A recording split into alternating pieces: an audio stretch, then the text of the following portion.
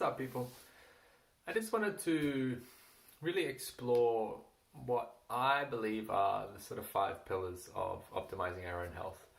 This is going to be a little bit of a longer video, but I wanted to break down some of the principles and strategies and ideas behind why I teach what I teach, and hopefully it resonates with you, and if anything does, sort of pick something up or maybe you connect with, feel free to message me and I'm happy to discuss a little bit more. So I'm going to explore these pillars in subsequent posts, break them down a little bit more, but I really wanted to just sort of touch on what I consider to be the 5 most important pillars.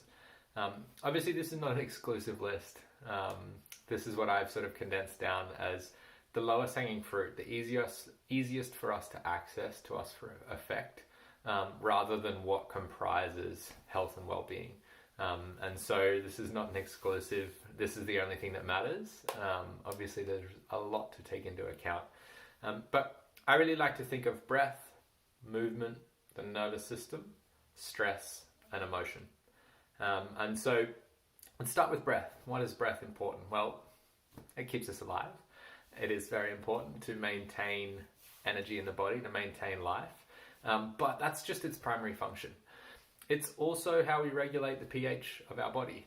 Okay, if you're a little bit more acidic, okay, your breath becomes a little bit faster to try and balance that system. When you're feeling different emotions, your breath changes. Your breath is very, very flexible and adaptable. But the issue with that is that it can adapt to the wrong things. So a lot of people have developed poor breathing habits, the same way that we might develop poor posture, right? It's not a death sentence, it's something that's very flexible and adaptable, but the first step is recognizing.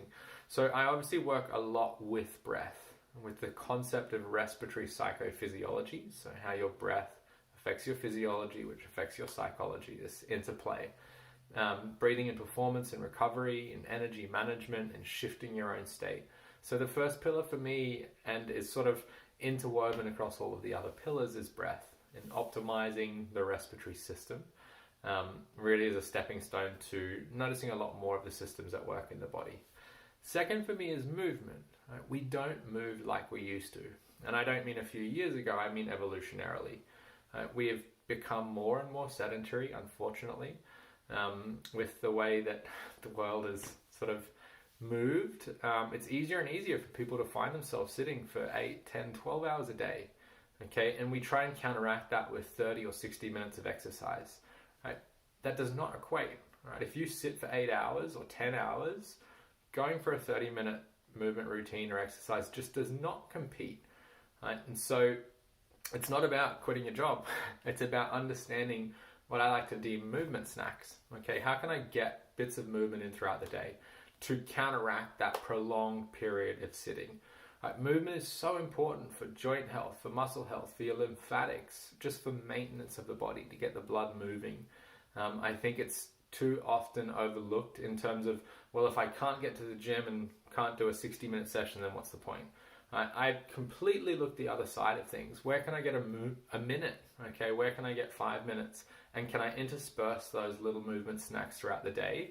So that I'm sort of fighting against the tide of sedentary lifestyle, okay? Because there's a lot of non-negotiable sitting, right?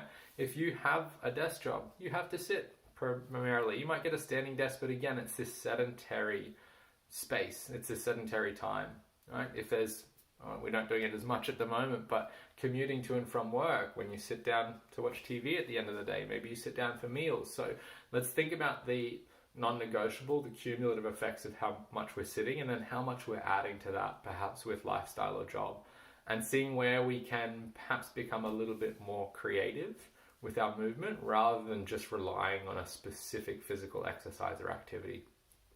Thirdly is the nervous system. To me, I honestly think that one of the most critical factors for health is learning how to manage your own nervous system, how to de-escalate from a stress state. So our nervous system is this dynamic, moving system. All right? It responds to stresses in the environment. But today's modern world is very different to how the nervous system evolved. We are now bombarded with stress. That might be notifications, emails, conversations, deadlines, traffic. Okay, all of these micro stresses that build up, and people get stuck in this sympathetic nervous system state, which the way that the nervous system works is there's certain processes that will only occur when we're in the parasympathetic nervous system state. Okay, we are prioritizing survival in the sympathetic nervous system. We're not looking after cellular repair. We're not clearing out inflammation. We're not optimizing digestion because we're trying to stay alive right now. And so understanding how to regulate the nervous system is fundamental to de-escalate from the stress response and bring our body back into balance so it can look after itself.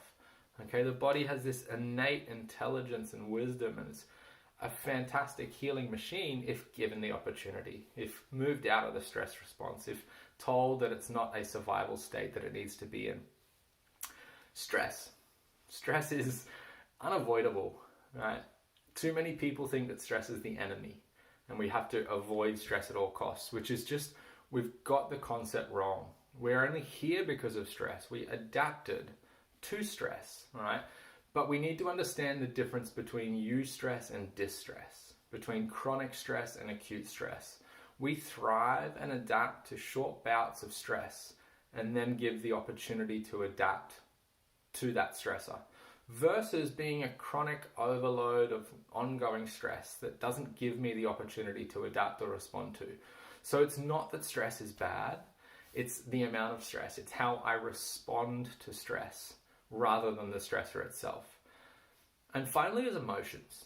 Okay, we know with emotions, like if you're in that down, frustrated, anxious, angry state, it's a drain of your energy, right? You know you don't feel right when you're in those so-called negative emotions, right? So how can we turn those energy drains into an energy well, right? Drawing on positive emotions to create energy, right? You know, and the other side of that, when you're feeling really excited or appreciative, there is a sense of energy in the body, right? We're never taught how to self-regulate emotions. We're never taught, hey, you have the ability to take control of how you're feeling. And so there's strategies out there, a lot of which I like to teach, in self-regulating the emotional state. Okay, if I am frustrated or if something does come up, how do I shift out of that state? How do I bring the nervous system back, the emotional state back? So this, for me, is these sort of really 5 easy access points to optimize health and well-being. Looking after the breath, looking after movement, looking after the nervous system, our emotional state, and our stress. Let me know how any of that sort of brought anything up for you, if you agree or disagree.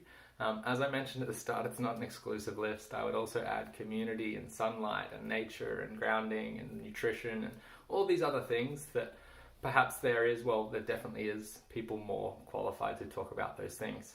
But I just wanted to point out those pillars or those points of health that are very easy to access with no equipment, with very little experience, and you just need a little bit of know-how and to apply some of these principles to really ramp up your ability to create health and wellness in your body. Thanks for listening.